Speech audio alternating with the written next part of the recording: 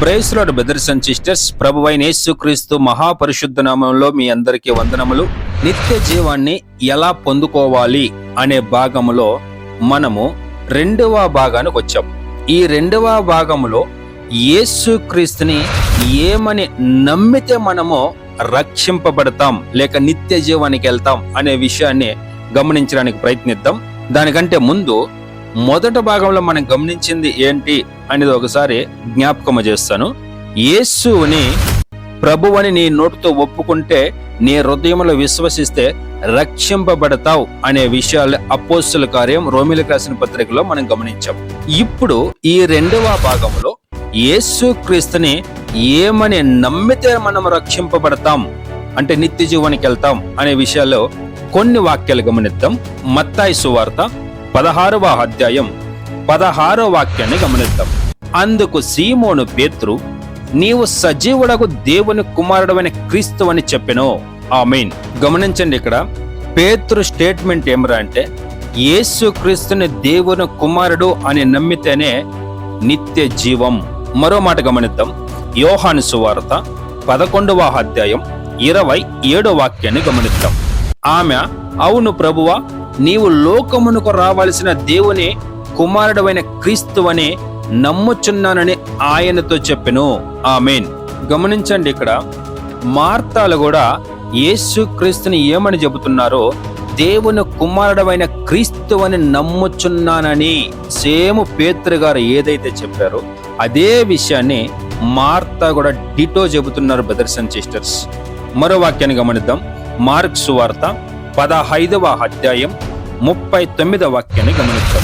ఆయనకెదురుగా నిలిచి ఉన్న శతాధిపతి ఆయన ఇలాగూ ప్రాణం విడిచట చూసి, నిజముగా ఈ మనుషుడు దేవుని కుమారుడే అని చెప్పెను. ఆమేన్. గమనించండి, ఇక్కడ ఒక శతాధిపతి కూడా యేసుక్రీస్తుని దేవుని కుమారుడే అని చెబుతున్నాడు. యేసుక్రీస్తు ఎవరు? దేవుని కుమారుడు అని నమ్మితేనే నిత్య జీవం బ్రదర్స్ అండ్ సిస్టర్స్. యోహాను సువార్త 1వ అధ్యాయము 49వ వాక్యాన్ని గమనిద్దాం. నతనేలు, బోధకుడా, నీవు దేవుని కుమారుడు, ఇశ్రాయేలు రాజువు అని ఆయనకు ఉత్తరమిచ్చును. ఆమేన్.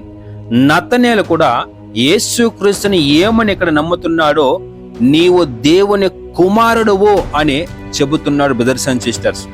యేసుక్రీస్తు దేవుని కుమారుడు అని నమ్మితేనే నిత్య జీవం. అపోస్తల కార్యములు 9వ అధ్యాయం 20వ వాక్యాన్ని గమనిస్తాం.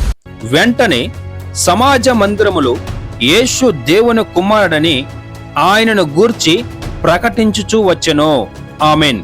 ఇక్కడ గమనించండి, పౌలు గారు కూడా యేసుని దేవుని కుమారుడని ఆయన బోధిస్తున్నాడు బ్రదర్స్ అండ్ సిస్టర్స్. మనము ఇది వరకు గమనించిన వాక్యాలు యేసుక్రీస్తుని దేవుని కుమారుడు అని నమ్మితేనే నిత్య జీవం అనేది మనకు దొరుకుతుందని వాక్యాలు చెబుతున్నాయి బ్రదర్స్ అండ్ సిస్టర్స్. చాలా వాక్యాలు ఉన్నాయి, కొన్ని వాక్యాలు మాత్రమే జ్ఞాపకం చేస్తున్నాను. ఇప్పుడు మనలో ఒక ప్రశ్న రావచ్చు, అయితే యేసుక్రీస్తు దేవుడు కాదా అనే ఒక ప్రశ్న మీలో వచ్చినట్లయితే ఈ ప్రశ్నకి సమాధానము 3వ భాగంలో మనం గమనిద్దాం. మరి ఇప్పుడు ఈ భాగంలో మనం గమనించింది యేసుక్రీస్తు దేవుని కుమారుడని నమ్మితేనే నిత్య జీవం అనే విషయాలు మనం గమనించాం. 3వ భాగంలో గమనిద్దాం. యేసుక్రీస్తు దేవుడా, దేవుడు కాదా అనే విషయాన్ని 3వ భాగంలో గమనిద్దాం. మీకేదైనా డౌట్లు ఉన్నట్లయితే స్క్రీన్ పైన నెంబర్కి ఫోన్ చేయండి. మన ఆత్మను రక్షించగల జీవము కలిగిన యేసయ్య మీ అందరికి తోడై ఉండి మిమ్మల్ని కాచి కాపాడును గాక. యేసుక్రీస్తు మహాపరిశుద్ధ నామముకి మహిమ కలుగును గాక. ఆమేన్.